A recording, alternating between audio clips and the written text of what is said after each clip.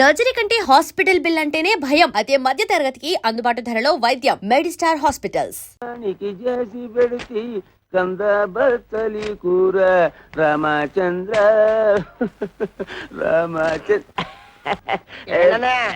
వదిలికి total గా rest ఇచ్చావా?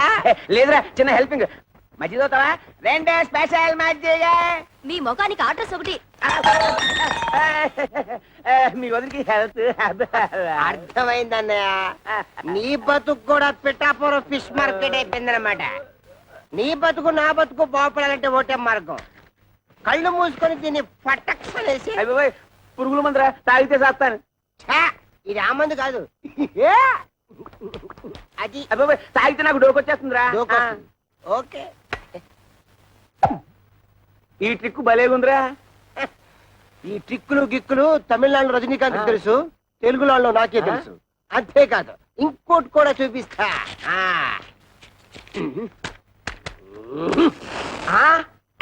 అలాగే ఉండు.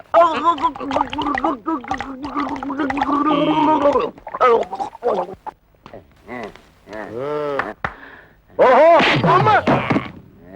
ఇదేటే బాబు, అయ్యి బాబు,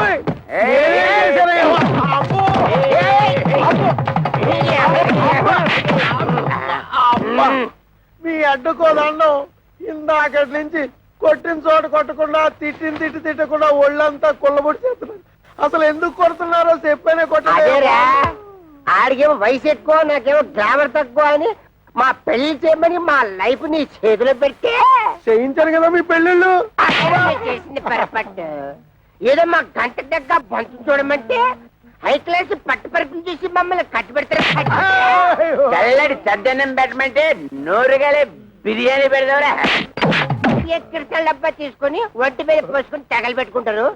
అది వరకట్న కేసు కింద పోలీసులు మమ్మల్ని కేసు బుక్ చేసి ఉరి చేస్తే నువ్వు చూస్తా.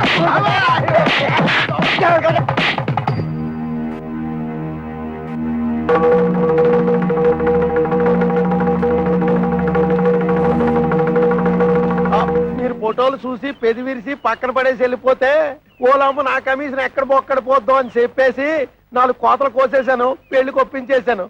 అబద్ధాలు ఆడేనే ఓ పెళ్లి చేయించడం మా ఉత్తి కదా. అది నమ్మేసి మీరు పెళ్లికి సిద్ధపడిపోయారు. మధ్యలో నానేడు చేసేది నా వృత్తి ధర్మం కదా. సర్లే, వెళ్ళు వెళ్ళు. అంటే ఆయన మన పీకి పీకి ఇక్కడ దాకా తీసుకొస్తే పేకుండా పంపించేసాడు. కొంప తీసి మళ్ళీ పీకుతాడా?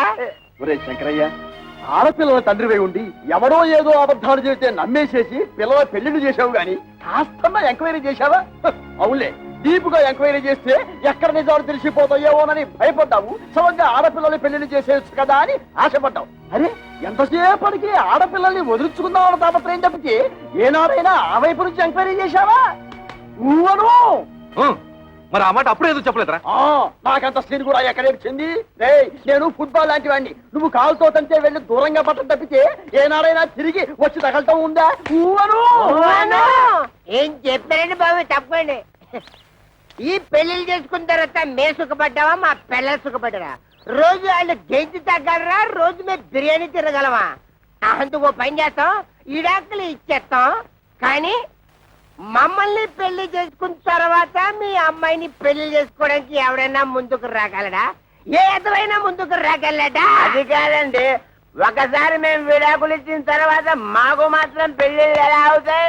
పాసిపోయిన దోసకాయ పప్పులా తీసుకెళ్లి కాలంలో పారేస్తారు. ఒక్క నిమిషం. ఒరే శంకరం, వాళ్ళకి ఆస్తులు పాస్తులు లేకపోయినా నీతి నిజాయితీ ఉన్నాయి. ఇక్కడ ఇంత సీన్ జరుగుతూ ఉంటే బెల్లం కొట్టారా నిలబడతావే? ఏదో ఒకటి మాట్లాడు. బాబు, జరిగింది ఏదో జరిగిపోయింది. ఇప్పుడు విడాకులు అనకండి. మీరు మీ సంసారాలు నిలబడేందుకు కావాల్సిన డబ్బు సాయం నేను చేస్తాను. నేను మీలా కష్టపడి పైకొచ్చిన వాడిని. ఏమిట్రా, మనం ఒకటి అనుకుంటే ఇంకోటి జరిగింది. డబ్బిస్తానంటున్నాడు అంటే చపాతీ విరిగి కూమాలో పడ్డం అంటే ఇదే, చెత్తొచ్చి కుప్పతొట్లు పడ్డం అంటే ఇదే. మన చేతులు విచ్చింది, డబ్బులు చెత్తగా సంపాదించి.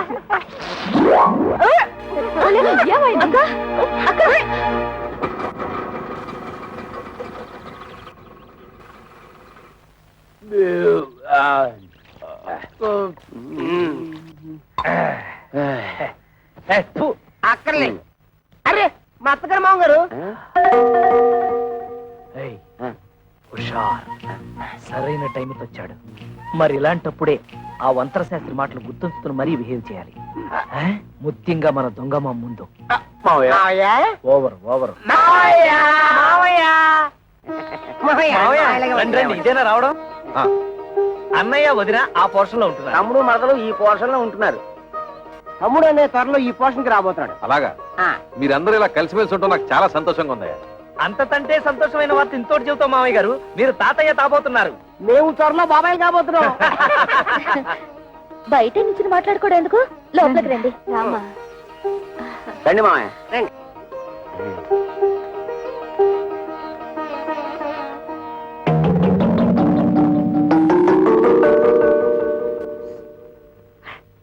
మన కొంపాయనికి ఆనట్లేదు.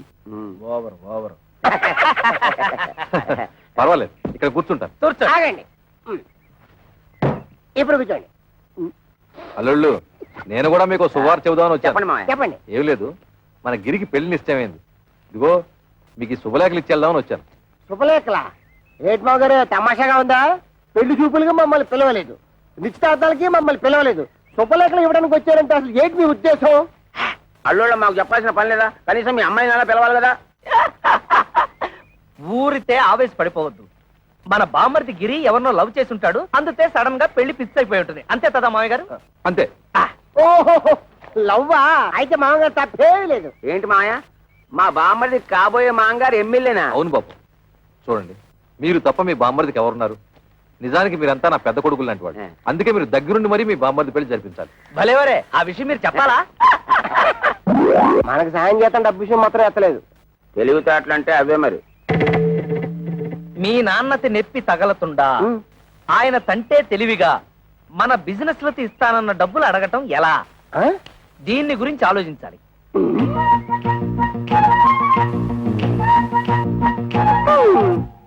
ఇందాకేంటన్నావు? మామగారికి నెప్పి తగలతుండా మనతిస్తానన్న డబ్బులు అడగటం ఎలా? దీనికి ఒకటే మార్గం. ఏంటది? అదే ఆలోచిస్తున్నా. ఆగండి. మీరంత తలపగొట్టుకోవాల్సిన అవసరం లేదు. మేము ముగ్గురు ఇదివరకే ఒక నిర్ణయానికి వచ్చాం. మా అమ్మ ద్వారా మా నాన్నని డబ్బు అడిగిద్దామని. ఇప్పుడు ఎలాగో మా అన్నయ్య పెళ్లి వచ్చింది కనుక ఏదో విధంగా మన విషయం అమ్మకు చెప్తాం. అమ్మా, ఈ సామాన్ ఎక్కడ పెట్టమంటారు? అమ్మా, అమ్మా, ఏమిటి ఈ సామాన్లు ఎక్కడ పెట్టించమంటావు? ఆ మాత్రం దానికి నన్ను అడగాల? ఆ సామాన్లు గదిలో పెట్టించు. ఆ గదిలో పెట్టు. అలాగేనమ్మా. అమ్మా, ఏమిటి, ఏమన్నా అడగాల? అది అదే ఏమీ లేదు.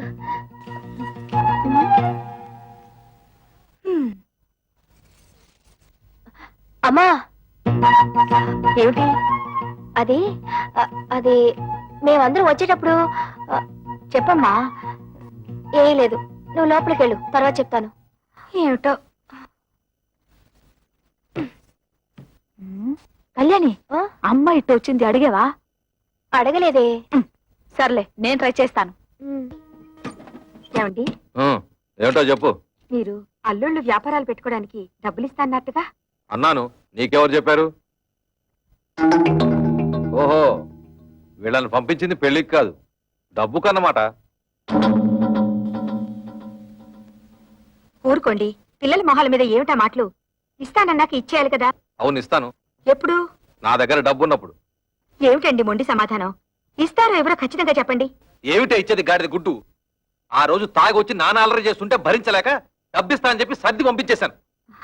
కానీ నిజంగా మీరు ఇస్తారని వాళ్ళు ఆశ పెట్టుకున్నారండి. ఇప్పుడు ఇవ్వరని తెలిసిందిగా, ఆశ నిరాశ చేసుకోమను. ఏమిటండి ఆ పిచ్చి మాటలు? వాళ్ళ ముగ్గురికి తలో 1,00,000 ఇస్తే ఏవో వ్యాపారాలు పెట్టుకుంటారట.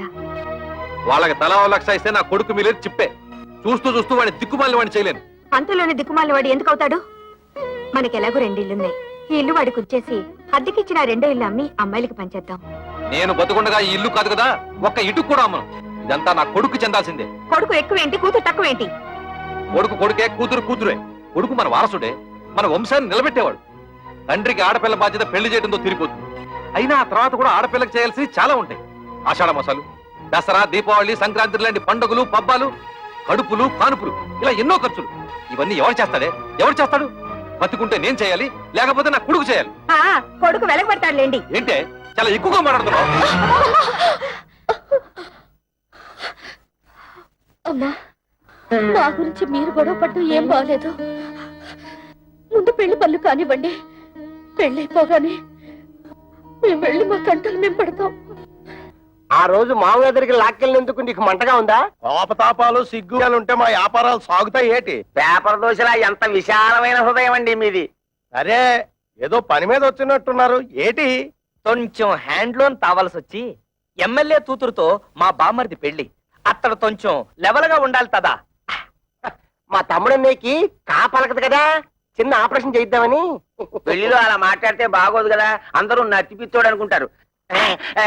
అందుకని ఆపరేషన్ చేయించాలి. చిన్న చిల్లర కావాలి. దాందే ఉంది, ఇత్తనం పట్టుకెళ్ళిపోండి. 105 రూపాయల కాడకు వడ్డీ. వడ్డీ ముందు కట్టసేసుకునే ఇస్తాం. ఎంత కావాలేటి? ఎంత తావాలో మాతో మాత్రం ఏం తెలుసు. మేము కొనేస్తుంటాం, మీరు కట్టేస్తుంటారు. మేము కొనేస్తుంటాం, మీరు కట్టేస్తుంటారు. మొత్తం లెక్కే చెప్పండి, కట్టగా ఇచ్చేస్తాం. దానికే ఉంది, నేను ఉన్నాను కదా. ఈ క్యాష్ బ్యాక్ సంకలెట్టుకుని నేను మీ వెనకాల వెళ్ళిపోచ్చేస్తాను. ఇంకొక విషయం, ఈ పెళ్లిలోనే మీకు డబ్బు వచ్చేస్తుంది అన్నారు కాబట్టి నా డబ్బు అక్కడే ఇచ్చేయాలి. ఇచ్చేది 10న 3 నెలల వడ్డీ కట్టసేసుకుంటాం. ఏటంటారు? ఇంతేటంతామండి, మీరేటంటే మేము అదే అంటే సక్సెస్, ఆపరేషన్ గ్రాండ్ సక్సెస్. తాబుదులు కా వచ్చేసింది. బాబు, ఆ డెట్టాల్ని బాగా పుక్కిలించి మేసాయి.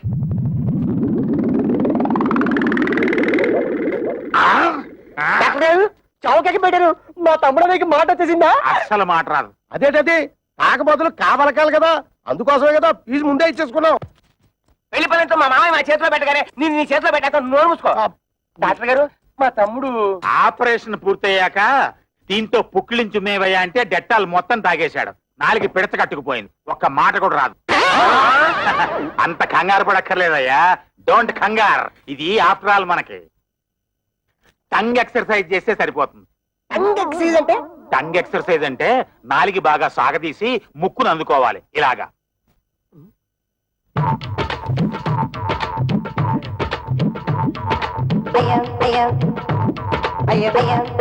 అన్నయ్య చూసి అందరూ పంట పండించేస్తారేమో.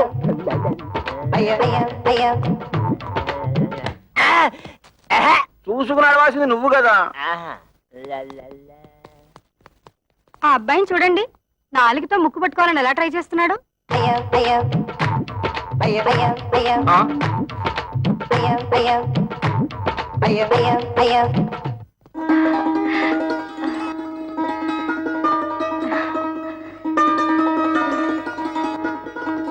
ఏమంటాయ్ పైకి రండి.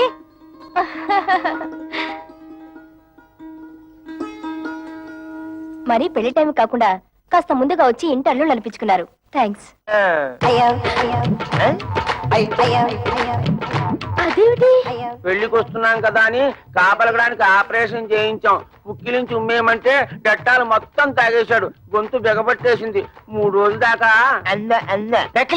నోట మాట రాదన్న మాట. తమ్ముడన్నయ్య సిరిసిరిమూల Jayaprada type. Oh my god, ఈలోగా ఆయన ఏమన్నా చెప్పాలంటే ఆదివారం టీవీలో మోగవార్తల టైపు తమ్ముడన్నయ్య. ఈ పెళ్లి మే మీరు కట్టుకోవడానికి పట్టు చీరలు తెచ్చాము. High, each 5,000 rupees. అవు అల్ల బాబా, అల్లల్లప్ప కిత్త కైకి రింగిలియా. అంటే మీ తమ్ముడికి ఇవ్వడానికి మేము ముగ్గురం 3 ఉంగరాలు కొన్నామన్నమాట.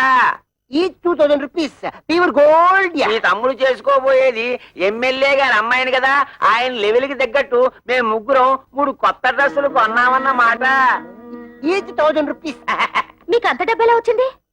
వరల్డ్ బ్యాంక్ ఇచ్చింది. లేడీస్, ఈ వివరాలు మీకెందుకు? అప్పు తీర్చి మార్గం మాకు తెలుసు.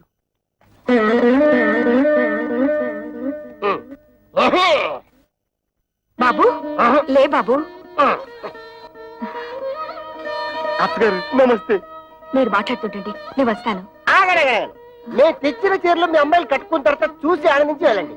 అది కాదు బాబు, నాకు కొంచెం పని ఉంది, మళ్ళీ వస్తాను.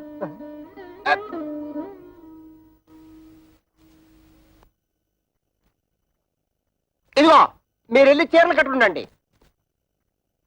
అడిగేశారా? కిర కైకిరి బత్త కైసరి అడగలేదంటగా, కొంచెం టైం చూసుకుని అడగండి.